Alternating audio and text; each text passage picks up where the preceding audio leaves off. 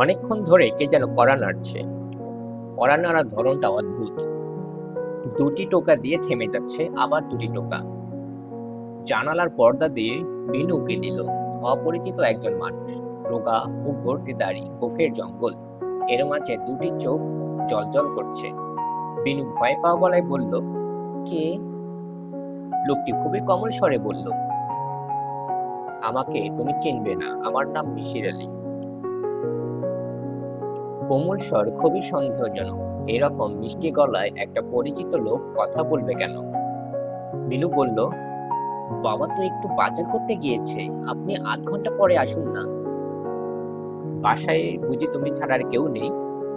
জি না। আচ্ছা ঠিক আছে, দরজা খুলতে হবে না, আমি এখানে আধ ঘন্টা অপেক্ষা করি। বিনু অস্বস্তি বোধ করতে লাগলো। মিসির আলী বললেন, একটা কাজ করো, জানালা দিয়ে আমাকে একটা দেশলাই দাও। আসুন, আপনি ভেতরে এসে বসুন। মিসির আলী হেসে বললেন, এখন বুঝি আমাকে আর দুষ্ট লোক মনে হচ্ছে না? না। নৌকায় যখন ডাকাতি হয় তখন ডাকাতরা কি করে জানো? আগুন চায়। এটা তো আর নৌকা না। মিসির আলী হেসে ফেললেন। মনির যা বলেছে তাই। এই মেয়েটির আচার আচরণে খুব স্বাভাবিক একটা ভঙ্গি আছে। ঠিক সুন্দরী তাকে বলা যাবে না, তবে চেহারা খুব মায়া করা। তার চেয়েও বড় কথা, ছবিতে এই মেয়েটি কোণে হয়ে বসে আছে। এই মেয়েটির বাঁ গালের কাটা দাগটাও ছবিতে নিখুঁত এসেছে। বিনু, তুমি বসো, তোমার সঙ্গে গল্প করি। আপনি আমার নাম জানলেন কিভাবে? মুনির বলেছে। মুনিরকে চেনো তো? তোমার আব্বার সঙ্গে কাজ করে। খুব ভালো করে চিনি। আপনি কি ওর আত্মীয়? ঠিক আত্মীয় না হলেও খুব চেনা। মাঝে মাঝে আত্মীয় লোকজনকেও খুব চেনা মনে হয় না। মুনিরও সেরকম। আপনি তো খুব সুন্দর করে কথা বলেন। তুমিও খুব সুন্দর করে কথা বলো। বাবার কাছে কি জন্য এসেছেন? ঠিক তোমার বাবার কাছে আমি আসিনি, আমি এসেছি তোমার কাছে। বিনু বিস্মিত হয়ে তাকালো। মিসির আলী একটা ছবির উল্টো পিঠ দেখিয়ে বললেন, এখানে লেখা আছে আমাদের টগর মণি, বয়স 1 বছর। এই হাতের লেখাটি কি তোমার? বিনু খুবই অবাক হয়ে লেখাটার দিকে তাকিয়ে রইল। বলো, তোমার হাতের লেখা? জি, কিন্তু আমি এরকম কিছু লিখিনি। তা আমি জানি। ছবিটা দেখি। হুম, ছবিটা এখন দেখাবো না, পরে দেখাবো। এখন অন্য একটা ছবি দেখো, বিয়ের ছবি। বর কনে বসে আছে, তাদের ঘিরে আত্মীয় স্বজনরা দাঁড়িয়ে আছে। বরং বর এবং কনের ছবি আমি কাগজ দিয়ে ঢেকে রাখবো। তুমি শুধু অন্যদের ছবিগুলো দেখবে এবং বলবে এদের চেনো কিনা। তার আগে বলুন, আপনি কে? আমি আমার নাম তো আগেই বলেছি, আমি ঢাকা বিশ্ববিদ্যালয়ের সাইকোলজি পড়াই। একটা ছোট্ট গবেষণা করছি। গবেষণাটা মুনিরকে নিয়ে। ওকে নিয়ে কি গবেষণা করছেন? কিন্তু আমাকে এসব দেখাচ্ছেন কেন? পরে বলবো তোমাকে।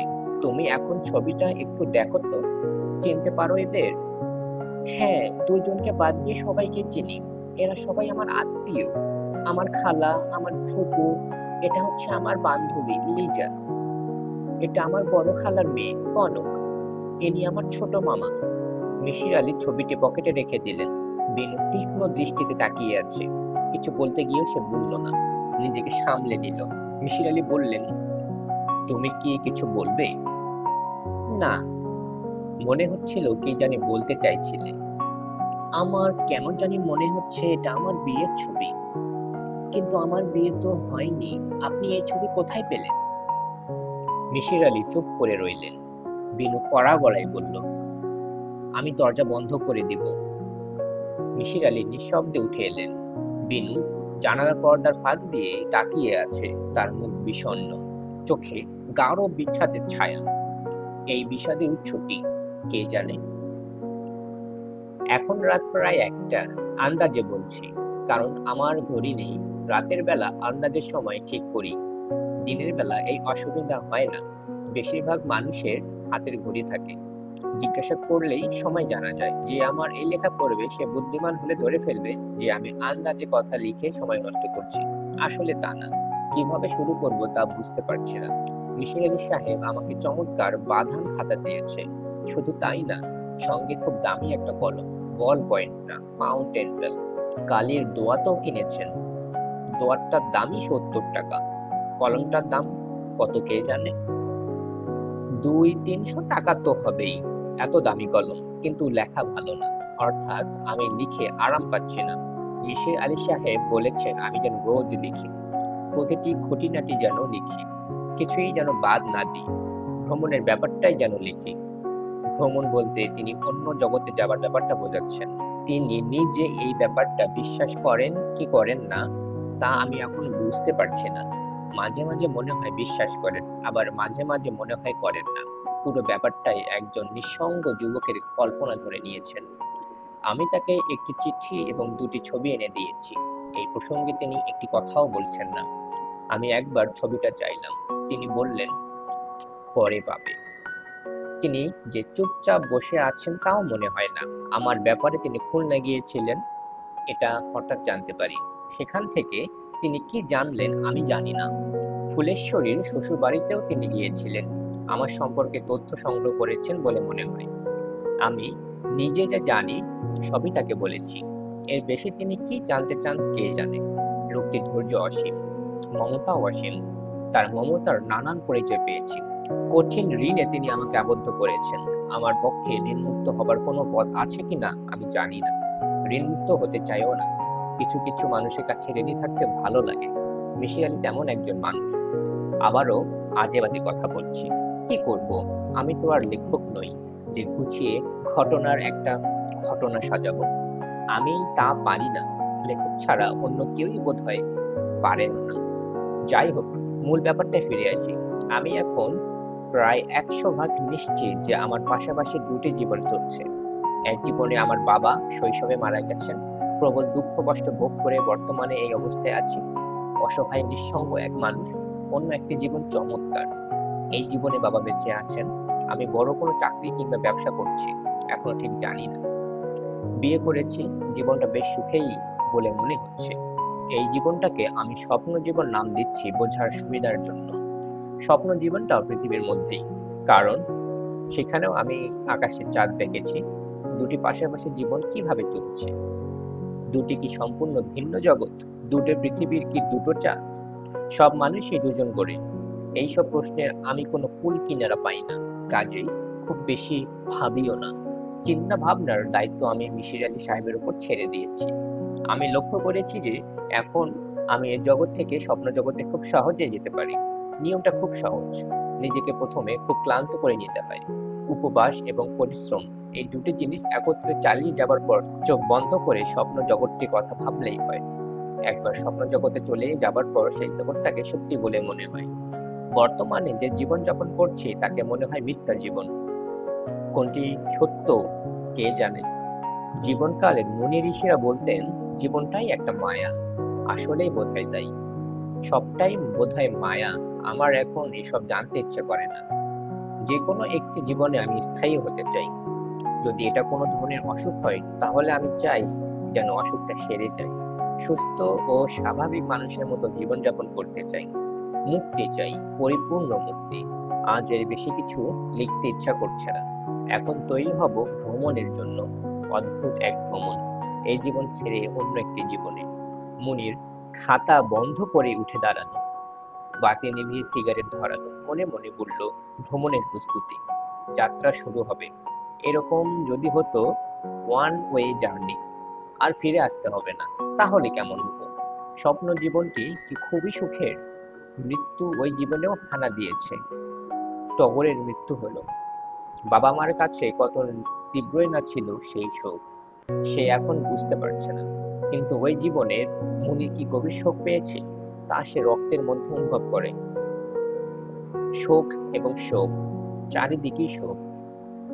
জাপানি একটি কবিতায় আছে না, বলো দেখি কোথা যাই, কোথা গেলে শান্তি পাই। ভাবিলাম বনে যাব, তাপিত হিয়া জুড়াবো, সেখানেও অর্ধরাত্রে কাঁদে মৃগী কম্পগাত্রে। মুনির সিগারেট ফেলে নিজেকে তৈরি করলো। মুহূর্তেই ঘরের চেহারা পাল্টে গেল।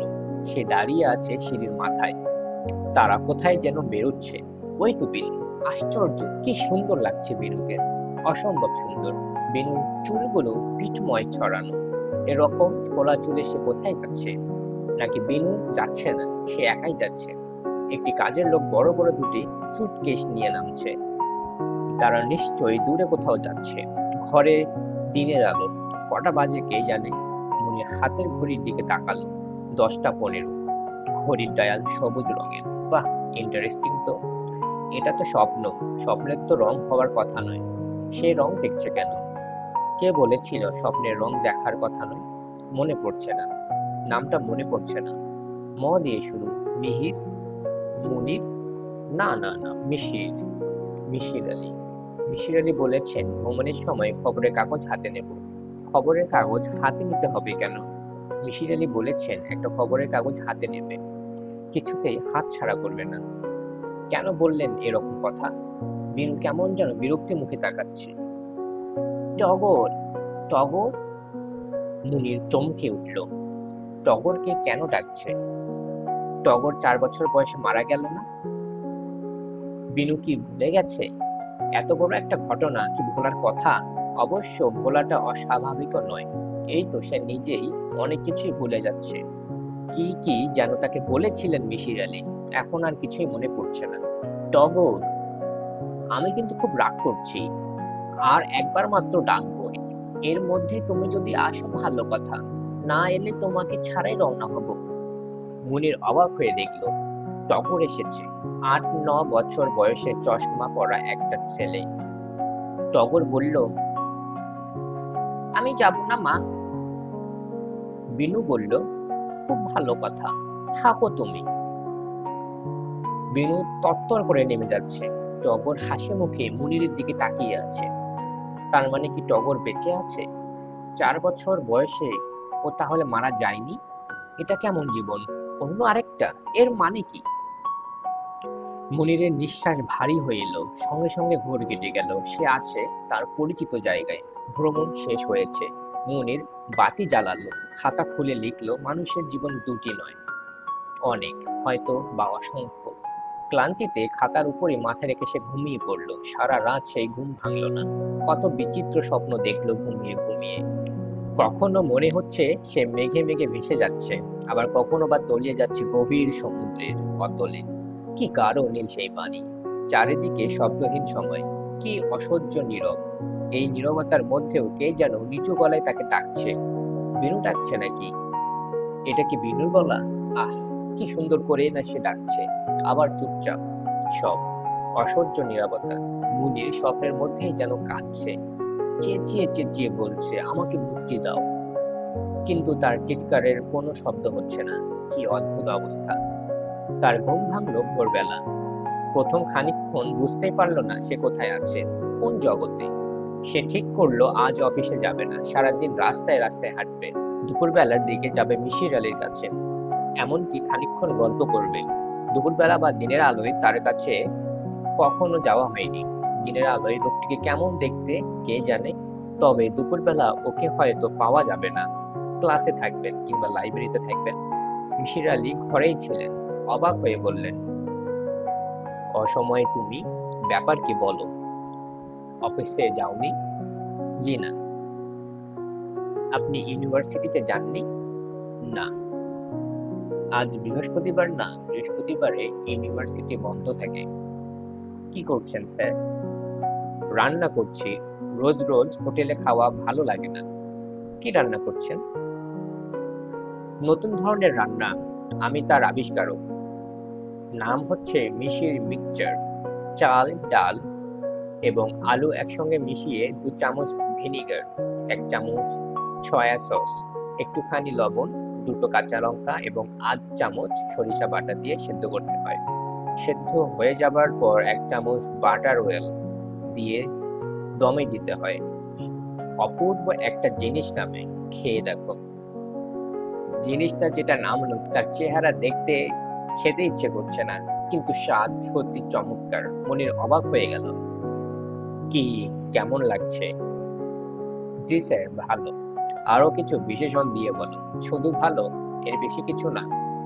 চমৎকার স্যার। এখন বলো, তুমি যে ভ্রমণে যাচ্ছ সেখানে কখনো খাওয়া দাওয়া করেছো? চট করে বলতে হবে, না ভেবে বলো। পানি খেয়েছি। পানিতে হবে না, স্বাদ আছে এমন কিছু। মনে পড়ছে না স্যার। এই জিনিসটা খুব ভালো করে খেয়াল করবে। কেন? স্বপ্নে আমরা প্রায় প্রচুর খাওয়া দাওয়া করি, তাতে কিন্তু কোনো স্বাদ থাকে না। আপনি এখনো স্বপ্ন ভাবছেন? হ্যাঁ, ভাবছি। তবে তুচ্ছ স্বপ্ন ভাবছি না। সব স্বপ্নই তো তুচ্ছ। না, তা না। তাছাড়া স্বপ্নকে তুচ্ছ করাও খুব মুশকিল। ফ্রয়েড সাহেব ইন্টারপ্রিটেশন অব ড্রিম লিখে স্বপ্নের মহিমাকে খর্ব করেছেন, কিন্তু তার শিষ্য জাং পরবর্তী সময়ে ভিন্ন কথা বলেছেন। কি বলেছেন? ওই সব থিওরি তোমার ভালো লাগবে না। তার চেয়ে বরং তোমার কথা শুনি। যা যা করতে বলেছিলাম করেছো তো? সবকিছু লিখেছো তো? লিখছি। খুব খুঁটিয়ে লিখবে, কোনো কিছু বাদ দেবে না। কি হবে স্যার এসব দিয়ে? হয়তো কিছুই হবে না। তাতে কি? কই, আমার সিগারেট এনেছো? মুনির পকেট থেকে সিগারেটের প্যাকেট বের করলো। মিসির আলি হেসে ফেললেন।